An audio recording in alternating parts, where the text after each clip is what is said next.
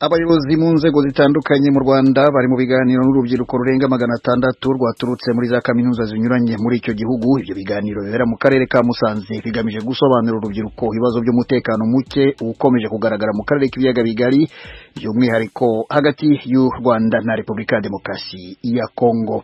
Bigamije kandi kwigisha uburyo bwo kurwanya imvugo ihembera urwango mu karere k'ibiyaga bigari. Ku murongo wa telefone ndi kumwe n'umunyamakuru w'Ijwi ry'Amerika Gloria Tuyishime witabiriye ibyo biganiro yararimo abikurikirana. Gloria, wiriwe? Neza Geoffrey. Tumaze kuvuga rero ko ari biganiro byateguwe n'abayobozi bo mu nzego zitandukanye z'u Rwanda, ariko mu by'ukuri ni bande batanze ibyo biganiro? Murakoze cyane Geoffrey. Abatanze ibiganiro harimo Minisiteri y'Ubumwe bw'Abanyarwanda n'inshingano mboneragihugu, harimo ikigo gishinzwe gusubiza mu buzima busanzwe bahoze mu mitwe yitwaje intwaro, ariko kandi harimo n'abayobozi bo mu nzego zitandukanye, harimo Alain Mukurarinda, umuvugizi wungirije muri guverinoma y'u Rwanda, harimo n'ushinzwe n'umujyanama wa perezida mu by'umutekano Kabarebe nawe yari ahari. Turavuga rero ko ari ibiganiro bigamije gusobanurira urubyiruko ikibazo cy'umutekano muke ukomeje kugaragara mu karere k'ibiyaga bigari no kurwanya imvugo ihembera urwango ndetse n'ingengabitekerezo ya jenoside. Ariko se kuki bahisemo kubitanga muri iki gihe? Haba hari impamvu, haba hari icyo bavuze gituma babitanze muri iki gihe? Urakoze cyane. Impamvu babikoze muri iki gihe ni uko umutekano hagati y'u Rwanda na Repubulika ya Demokarasi ya Kongo muri iyi minsi ubona ko aribwo urimo nk'agatotsi, kandi muri Repubulika ya Demokarasi ya Kongo niho hari umutwe witwaje intwaro wa FDLR uri guhungabanya umutekano w'u Rwanda, ariko kandi n'abanyarwanda bari muri icyo gihugu nabo umutekano wabo ntabwo umeze neza. Iyo niyo mpamvu nyamukuru njye navuga ko bavuze, ariko kandi nanjye mbona bashatse gukora bino biganiro muri iki gihe. Naho se kubera iki bibanda ku banyeshuri ba kaminuza by'umwihariko? Yego, nk'uko bagiye babigarukaho rero, impamvu bibanze ku banyeshuri bo muri za kaminuza zitandukanye mu Rwanda, ni kaminuza 6, bibanze kuri za kaminuza, ku rubyiruko rwo muri kaminuza, kubera ko urubyiruko nizo mbaraga z'igihugu nk'uko barimo babitangaza. Urubyiruko ni narwo rwinshi, aho ruri kuri 65% ni ibarura rusange riheruka gukorwa. Mu by'ukuri urubyiruko impamvu barugarutseho cyane ni uko ari narwo rwifashishijwe mu gutegura jenoside yabaye mu Rwanda mu 1994. Ahanini ni uko navuga ni impamvu nyinshi batangaje, ariko izo nizo mpamvu nyamukuru navuga ku mpamvu batumiye urubyiruko ahanini. Naho se bamwe muri urwo rubyiruko hari abo mwabashije kuvugana ngo wumve uko bakiriye ibyo babwirwa, ibyo biganiro byatanzwe? Urakoze Geoffrey. Twavuganye cyane, ntabwo nabura kubavugisha. Ibyo twavuganye ni uko aba banyeshuri mu by'ukuri iyo bareba umutekano muke uri mu karere k'ibiyaga bigari ubona batabyitayeho nk'uko barimo babibwira, ubona batana ari abantu rwose bibereye no mu isi yabo, niko navuga.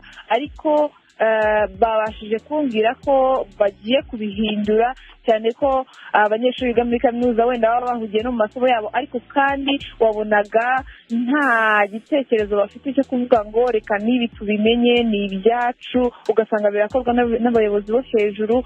Ariko mu by'ukuri ibiganiro, iyi nama yakozwe yasanzwe ko abanyeshuri bo muri kaminuza, urubyiruko by'umwihariko, arirwo rugomba kwitabira iki kintu cyo kurwanya imvugo ihembera urwango, cyo kurwanya ingengabitekerezo ya jenoside by'umwihariko mu karere k'ibiyaga bigari. Gloria Tuyishime, uri aho ngaho mu karere ka Musanze habereye inama. Reka tugushimire cyane, ukomeze uyikurikirane uze kugezaho ibyahavugiwe mu makuru yacu ataha. Ugira umunsi mwiza.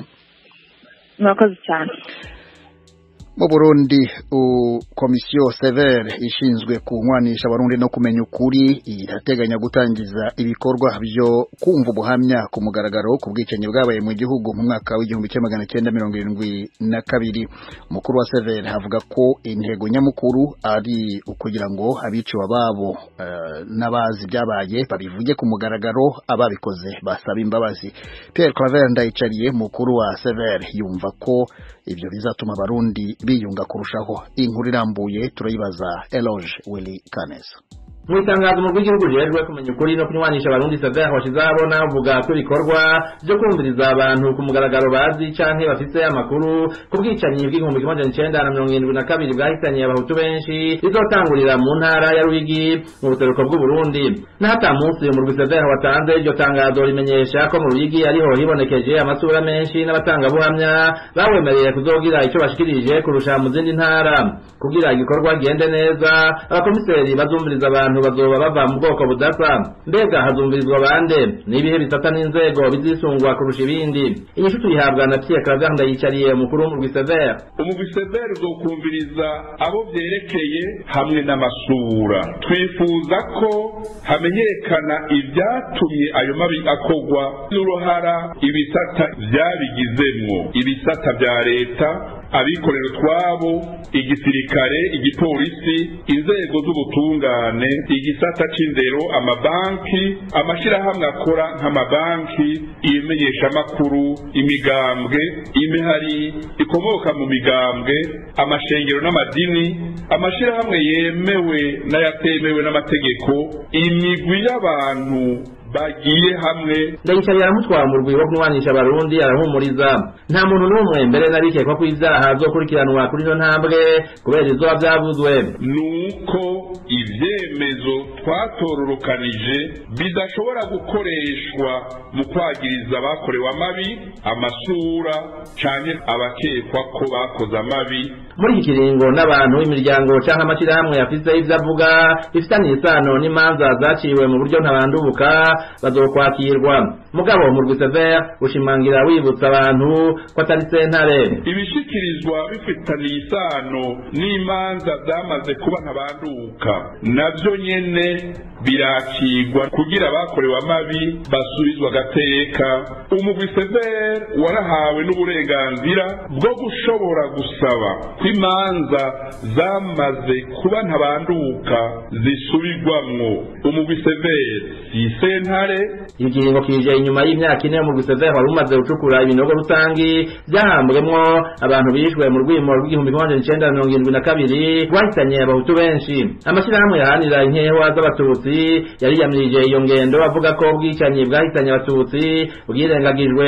Nuba kiriko Emmanuel Mpuziza, umunyamabanga wa Jenoside Canada. Mu gice ca Karuzi bubahutse ahantu hari ibiziga ibihumbi n'ibihumbi, bakavuga ngo vyose nivyo mu 1972 kandi bizwi neza yuko mu mwaka w'1993 intara ya Karuzi bararyaguye, hari nk'amakomine asigaye atamututsi avugwamwo. Ukeneye kwibuka, ukeneye gukora ubutungane, imbere na mbere ubanza kuvuga ukuri, atagufata ibiziga by'abatutsi mu byitwa by'abahutu canke ukundi. Twe turafise ivyemezo zo mu ntara nk'akarorero mu Kiremba Cangozi, aho mu Kinogo bakije gikoramwe ababaji, aho bataye abatutsi bishwe mu 1993, abaciye bategeka abanyagihugu baho yuko bavuga ko arahiciwe yatabwa abahutu mu 1972. Ariko muri severe n'ubu bavuga ko bitabatera isoni kuvuga ko urwimo rw'1972 ariho nyabwoko ryakorewe abahutu. Uno munsi tukididinganya turavuga iho nyabwoko ryakorewe abahutu mu Burundi, tukavuga crime contre l'humanité, ubwicanyi budasanzwe bwakorewe abahutu mu Burundi mu gihugu cose.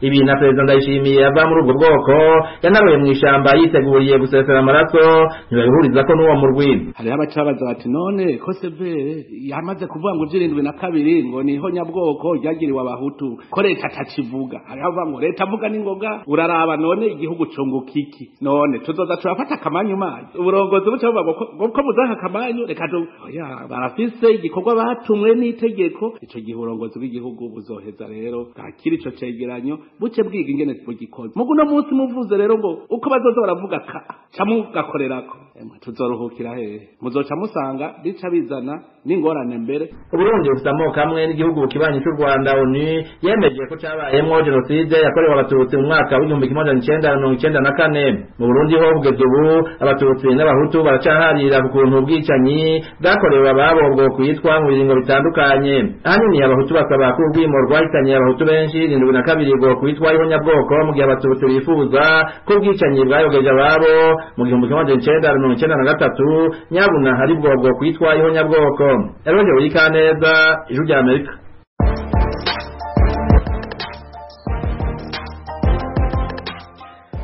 Makuru y'imikino kuri wa gatandatu tariki ya 11 y'uku kwezi kwa gatatu nibwo mu nzu y'imikino ya Dakar Arena muri Senegal hagomba gutangira imikino y'itsinda rya Sahara mu irushanwa rya Basketball Africa League 2023. Radio Ijwi rya Amerika igiye kubagezaho mu ncamake ishusho y'amakipe atandatu agize iryo tsinda. Jean-Claude Munyandinda. Kuri wa gatandatu tariki ya 11 y'uku kwezi kwa gatatu urugamba rwo guhatanira igikombe cya Basketball Africa League rugiye kongera guhinana ku nshuro ya gatatu. Amakipe atandatu yo mu itsinda ryiswe Sahara agiye gutangira guhatana mu nzu y'imikino ya Dakar Arena muri Senegal. Ijwi rya Amerika rigiye guterera akajisho kuri iri tsinda mu rwego rwo kubagaragariza muri make ishusho ya buri kipe izaseruka. Duhere ku ikipe ya US Monastir yo muri Tunisia. Iyi kipe igiye kwitabira irushanwa rya BAL ku nshuro ya gatatu, ikaba ariyo yegukanye igikombe cy'umwaka ushize itsinze Petro de Rwanda yo muri Angola ku mukino wa nyuma.